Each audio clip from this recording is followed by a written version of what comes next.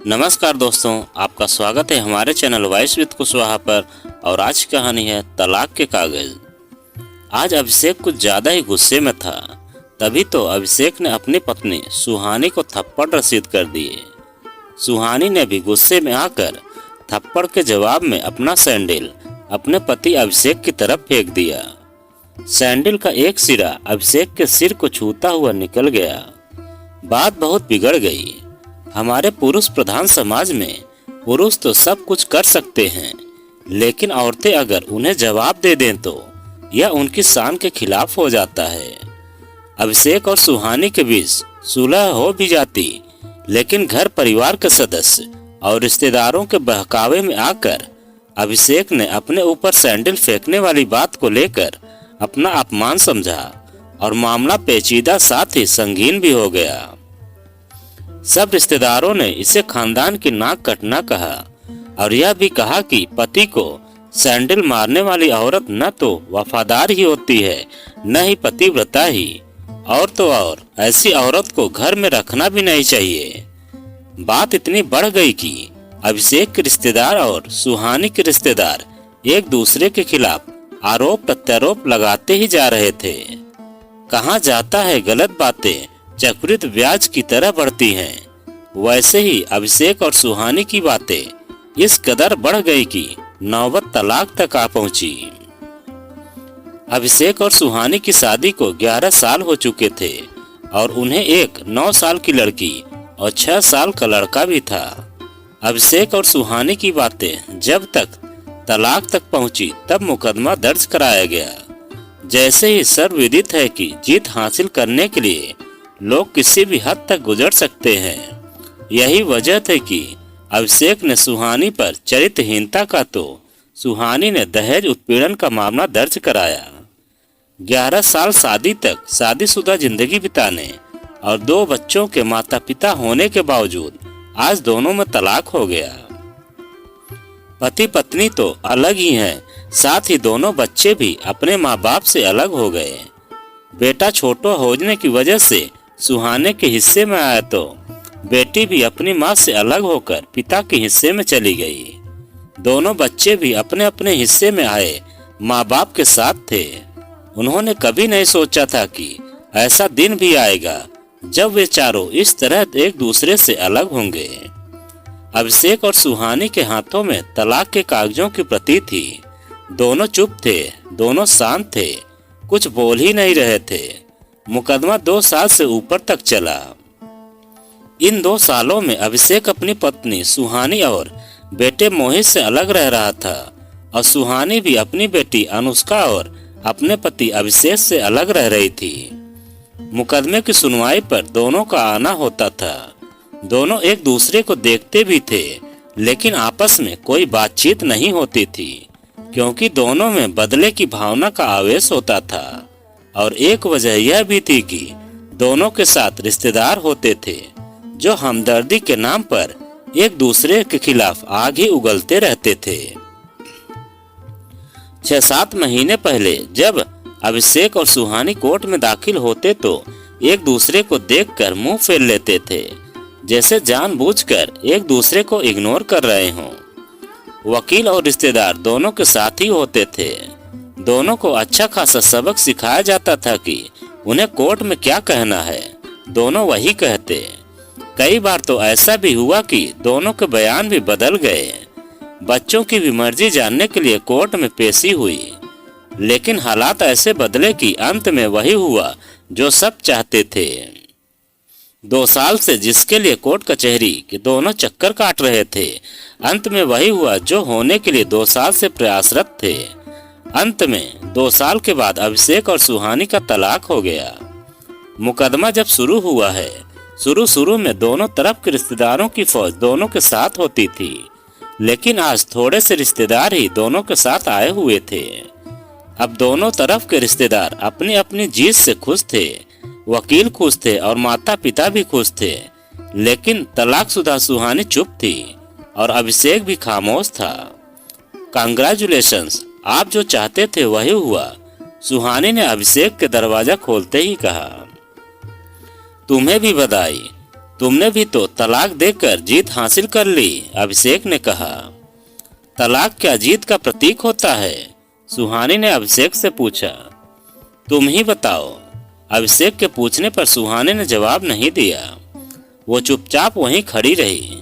अरे अंदर तो आओ, तुम्हारा ही घर है। बात पूरी होती इससे और धीरे से बोली, आपने मुझे चरित्रहीन कहा था कि मैं आपके और घर के लायक नहीं। अच्छा हुआ कि अब आपका चरित्रहीन स्त्री से पीछा छूटा। वो मेरी गलती थी, मुझे ऐसा नहीं करना चाहिए था, अभिषेक ने सुहानी की तरफ देखते हुए रूंधे गले से कहा। मैंने बहुत मानसिक तनाव झेला है, यह कहते हुए सुहानी रोने लगी। जानता हूँ पुरुष इसी हथियार से स्त्री पर वार करता है जो स्त्री के मन और आत्मा को लहूलुहान कर देता है। तुम बहुत पवित्र हो, मुझे तुम्हारे बारे में ऐसी गंदी बात नहीं करनी चाहिए थी। मुझे बेहद अफसोस है, अभिषेक ने कहा। सुहानी ने एक नजर अभिषेक को देखा। कुछ पल चुप रहने के बाद अभिषेक ने गहरी सांस ली और कहा, तुमने भी तो मुझे दहेज का लोभी कहा था। गलत कहा था, अभिषेक की ओर देखती हुई सुहानी ने कहा। सुहानी कुछ देर तक चुप रही, फिर बोली, मैं कोई और आरोप लगाती, लेकिन मैं नहीं लगाई। अच्छा रुको, मैं चाय लाता हूँ, एक बार मेरे हाथ की चाय पी लो। ईश्वर ने बड़ी मुश्किल से यह मौका दिया है, आगे यह मौका मिले या न मिले, अभिषेक ने कहा और अंदर चला गया। कुछ देर बाद चाय लेकर अभिषेक आ गया। सुहानी ने जैसे ही चाय उठाई, चाय जरा सी छलकी। गर्म चाय सुहानी के हाथ पर गिर पड़ी। स की आवाज सुहानी के होठों से निकली। अभिषेक के गले से भी उसी क्षण ओह की आवाज निकली। सुहानी ने अभिषेक को देखा। अभिषेक की नजरें बस सुहानी को ही देखे जा रही थी। तुम्हारा कमर दर्द कैसा है? वैसा ही है, तुम एक्सरसाइज भी तो नहीं करती, अभिषेक ने कहा तो सुहानी फीकी हंसी हंस दी। आपके अस्थमा की क्या कंडीशन है? फिर अटैक तो नहीं पड़े? सुहानी ने पूछा। अस्थमा? डॉक्टर ने मेंटल स्ट्रेस कम करने को कहा है, अभिषेक ने कहा। सुहानी अभिषेक को एकटक देखने लगती है, जैसे अभिषेक के चेहरे पर छपे तनाव को पढ़ने की कोशिश कर रही हो। इनहेलर तो लेते रहते हैं ना? सुहानी ने अभिषेक के चेहरे से नजरें हटाई और पूछा। हाँ, लेता रहता हूँ। आज आपकी सांस उखड़ी उखड़ी सी है, सुहानी ने हमदर्द लहजे में कहा। हाँ, कुछ इस वजह से और कुछ, अभिषेक कुछ कहते कहते रुक गया। कुछ तनाव के कारण, सुहानी ने बात पूरी की। अभिषेक कुछ सोचता रहा, फिर बोला, तुम्हें 5 लाख रुपए देने हैं और 5,000 रुपये महीना भी देना है। हाँ, फिर? सुहानी ने पूछा। एक फ्लैट है, तुम्हें तो पता है, मैं उसे तुम्हारे नाम कर देता हूँ। 5 लाख रुपए फिलहाल मेरे पास नहीं है, अभिषेक ने अपने मन की बात कही। फ्लैट की कीमत तो 20 लाख रुपए होगी, मुझे सिर्फ 5 लाख रुपए ही चाहिए। बिटिया बड़ी होगी, 100 खर्च होते हैं, सुहानी ने कहा। वो तो आप 5,000 रुपये महीना मुझे देते रहेंगे, उसी में हो जाएगी, सुहानी ने कहा। 5 लाख अगर आपके पास नहीं है तो मुझे मत दीजिए, सुहानी ने कहा। अभिषेक सुहानी का चेहरा देखता रहा।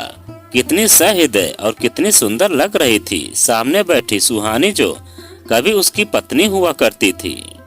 सुहानी अभिषेक को देखते हुए सोच रही थी कि कितना सरल स्वभाव है यह अभिषेक, और वो तो अपने बच्चों से कितना प्यार करता है।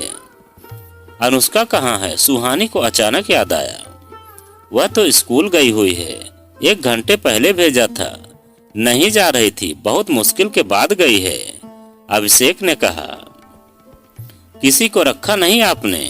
अब तो आजादी मिल चुकी है, शादी भी कर सकते हैं, सुहानी ने कहा। अभिषेक ने कुछ कहा नहीं, सिर्फ सुहानी को देखता रहा। उसे अतीत में दोनों के साथ पलों की याद आने लगी। वह सोचने लगा कि आजकल दूसरों की बीमारी की कौन परवाह करता है, लेकिन यह मेरी परवाह करती है, कभी जाहिर भी नहीं होने देती थी। कितनी संवेदना थी इसमें। मैं अपनी मर्दानगी के नशे में रहा। काश मैं पहले इसके जज्बे को समझ पाता। दोनों चुप थे, बस एक दूसरे को देखते जा रहे थे। दुनिया भर की आवाजों से मुक्त होकर खामोश दोनों एक दूसरे के बारे में ही सोच रहे थे। दोनों की पलकों के कोरों ने उसकी आंखों के साथ साथ उनके दिलों को भी भिगा दिया था। मुझे एक बात कहनी है, झिझकते हुए अभिषेक ने कहा। कहिए, सुहानी ने अभिषेक को देखते हुए कहा। डरता हूँ, अभिषेक ने कहा। डरिए मत, हो सकता है आपकी बात मेरे मन की बात हो, सुहानी ने कहा। तुम बहुत याद आती रही, मेरा मतलब है मोहित और तुम दोनों ही, अभिषेक ने नम आंखों से सुहानी को देखते हुए कहा। आप भी, सुहानी ने कहा।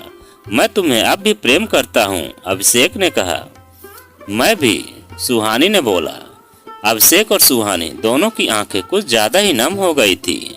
दोनों की आवाजें भी भर्रा रही थी। क्या हम दोनों एक दूसरे को एक मौका नहीं दे सकते, अभिषेक ने पूछा। किस तरह का मौका, सुहानी ने कहा।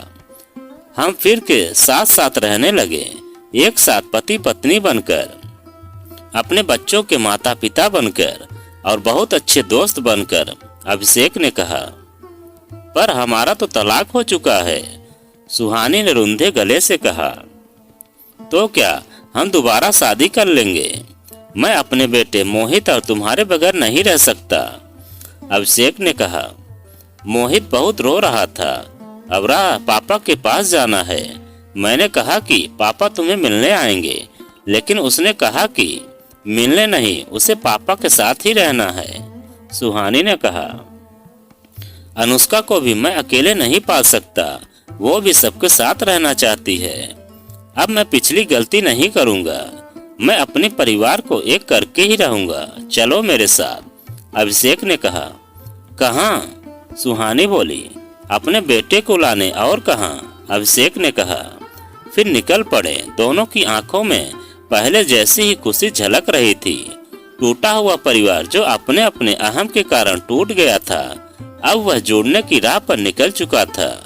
पति पत्नी में प्यार और तकरार एक ही सिक्के के दो पहलू होते हैं। इस कहानी में तो अभिषेक और सुहानी दोनों को समय रहते अपनी गलती का एहसास हो गया, लेकिन सबकी किस्मत उन्हें दोबारा मौका नहीं देती। इसलिए किसी भी बात पर जल्दबाजी में कोई भी फैसला नहीं लेना चाहिए, ताकि जिंदगी भर उसका अफसोस हो और पछताना पड़े। तो दोस्तों, यह कहानी आपको कैसी लगी कमेंट में लिखकर हमें ज़रूर बताएं। और आप अगर हमारे चैनल पर नए हैं तो प्लीज़ चैनल को सब्सक्राइब करें और वीडियो को एक लाइक ज़रूर करें।